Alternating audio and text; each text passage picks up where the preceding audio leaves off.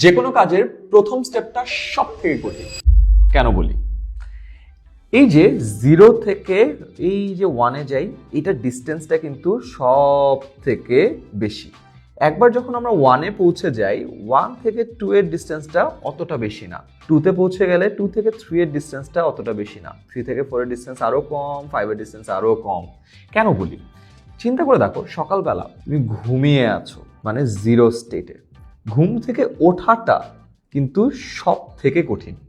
এটা যদি একবার করে ফেলো, পরের স্টেপটা কিন্তু একটু ইজি হয়ে যায়, তারপরটা আর একটু ইজি হয়ে যায়। তুমি মনে করো বাথরুমে চলে গেছো সেকেন্ড স্টেপে, এরপরে দাঁত ব্রাশ করছো। কখনো অর্ধেক দাঁত ব্রাশ করে মনে হয়েছে যে বাকিটা ব্রাশ করবো না? হয় নাই তো, রাইট? তার কারণ এখান থেকে যখন 2-তে পৌঁছে যাও, 3টা আরো অনেক ইজি হয়ে যায়। এরপর আমার কাপড় চোপড় পরছো, একটা জুতা পরে কি কখনো মনে হয় যে আরেক জুতা পরবো না?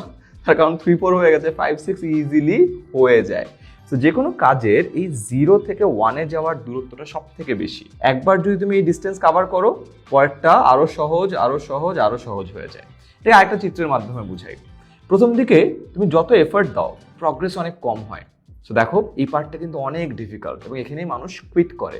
সো প্লিজ এই টাইমটাতে don't quit, because initial difficulty একবার যখন পার করে ফেলবা, তারপরে এই জায়গাটা তোমার জন্য খুব সহজ হয়ে যাবে এবং সাকসেস অ্যাচিভ করা উইল বি ভেরি ইজি।